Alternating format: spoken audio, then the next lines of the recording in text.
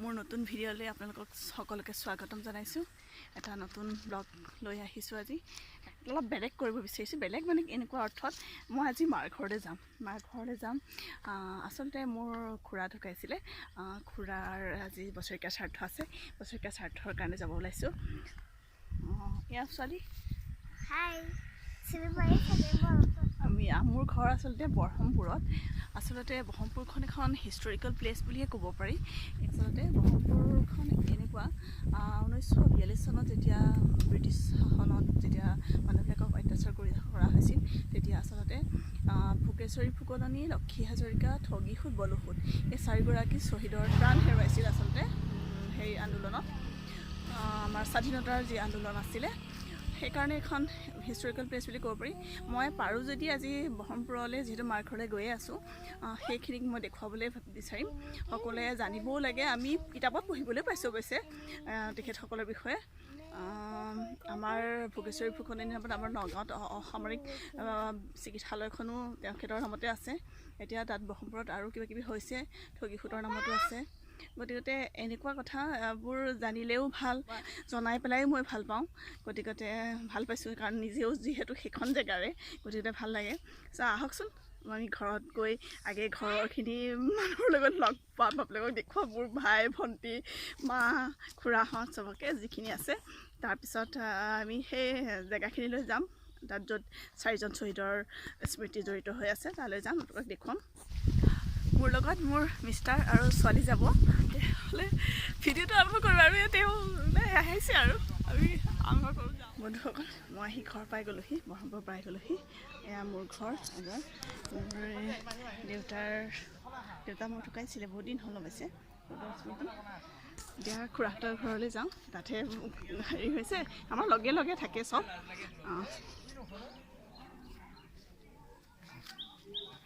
এইটো হৈছে মোৰ ভাইটি চান্দেদা। Hello' everyone. ইয়াৰ নামো দিগন্ত আৰু মোৰ মিষ্টাৰৰ নামো দিগন্ত। এয়া বন্ধু, মোৰ আৰু এজন খুৰাৰ ঘৰলৈ আহিছোঁ। এইকেইজনী চাওক, এয়া হৈছে সখী বান্দৰী।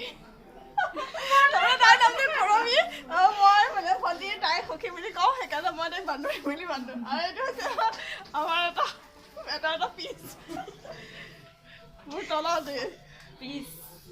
এই হৈছে এইটো মোৰ হেৰি হয়, ভতিজা হয়। এনে সম্বন্ধত মই ভণ্টি বুলিয়ে কৈছোঁ।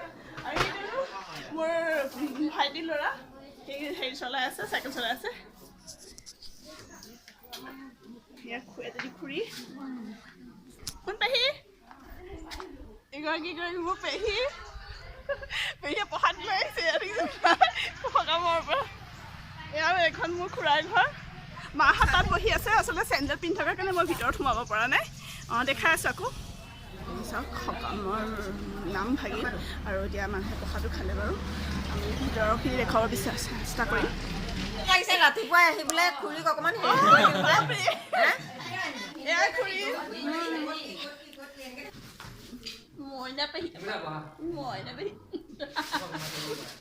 এয়া ঘৰলৈ সোমাই আহিছোঁ।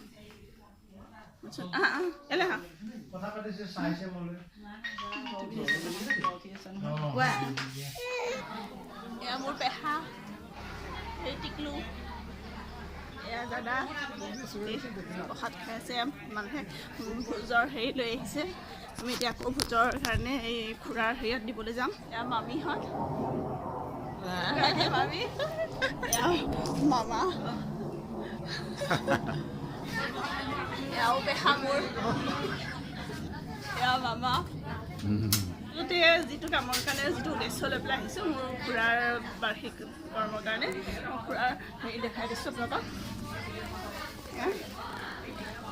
মোৰ খুৰা মঙলদৈ কলেজৰ হেড অফ দ্য ডিপাৰ্টমেণ্ট, ফিজিক্সৰ হেড অফ দ্য ডিপাৰ্টমেণ্ট হৈ পেলাই তেওঁ ৰিটায়াৰ কৰিছিলে। তেওঁৰ হেৰিয়তে আহিছোঁ আছিলে বাৰ্ষিক কৰ্মতে ঘৰলৈ। সকলোৱে এতিয়া খাবলৈ বহিছে। আৰু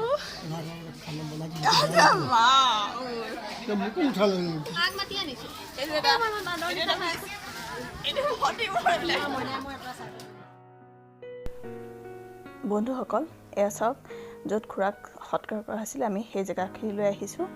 ভাইটিও আহিছে। আমাৰ নিয়ম অনুসৰি ইয়াতে কিবা অলপ আগবঢ়াব লাগে, তাকে আগবঢ়াবলৈ আহিছোঁ। আপোনালোকে চাওক। মই আৰু দেখুৱাই আছোঁ। এয়া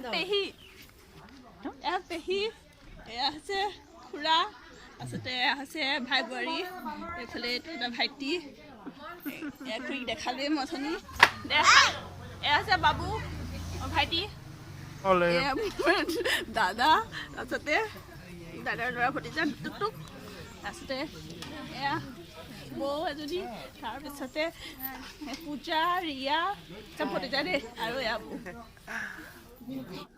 ডাঙৰ দাঁতকেইটা দেখুৱাই দিয়া। নাই যিকেইটা আছে তাকে দেখুৱাই দিয়া। নাই যিকেইটা আছে সেইকেইটাকে দেখুওৱা। ঘৰৰ পৰা ওলাই আহি শ্বহীদ বেদীৰ ওচৰত পালোহি। ইয়াত 4জনা শ্বহীদ, ভোগেশ্বৰী ফুকননী, ঠগীসুত, বলসুত, লক্ষী হাজৰিকাৰ শ্বহীদ বেদী আছে। আপোনালোকে চাওক।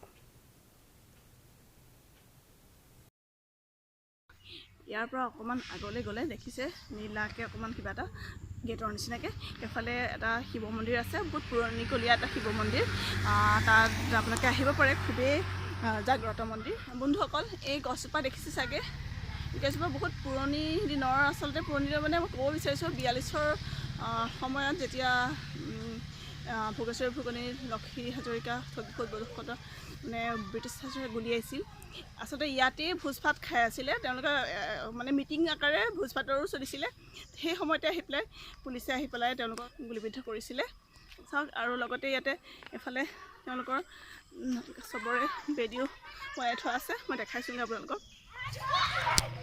চাওক, 4জনা প্ৰতিমূৰ্তি আকাৰে তেওঁলোকক ইয়াতে স্থাপন কৰা হৈছে। এতিয়া শ্বহীদ বেদীৰ ওচৰৰে দেৱালত এনেদৰে খোদিত কৰিছে, টিচাৰ্ছে আহি পেলাই বন্ধুক মৰা, আৰু তেনেকৈ দেখিবলৈ পাইছে চাগে, ধুনীয়াকৈ বনাই থৈছে। এয়া নৱম অসম আৰক্ষী বাহিনীৰ প্ৰথম গেট, মানে ফাৰ্ষ্ট গেট। এইখন হৈছে অন্ধ বিদ্যালয়। নগাঁৱৰ জিলাৰ ভিতৰত আচলতে ব্ৰহ্মপুৰতে এইখন অন্ধ বিদ্যালয় আছে একমাত্ৰ। এয়া শ্বহীদ ভৱন। বন্ধুসকল, আহি ঘৰ পালোহি। আজিৰ ব্লগটো ইমানতে সমাপ্ত কৰোঁ, ভাগৰো লাগিছে এতিয়া। নেক্সট ব্লগত আপোনালোকক আকৌ লগ পাম। আপোনালোকে যদি মোৰ ভিডিঅ'টো চাই ভাল পায় তেন্তে হ'লে লাইক কৰিব, শ্বেয়াৰ কৰিব, ছাবস্ক্ৰাইব কৰিবলৈ নাপাহৰিব। ধন্যবাদ।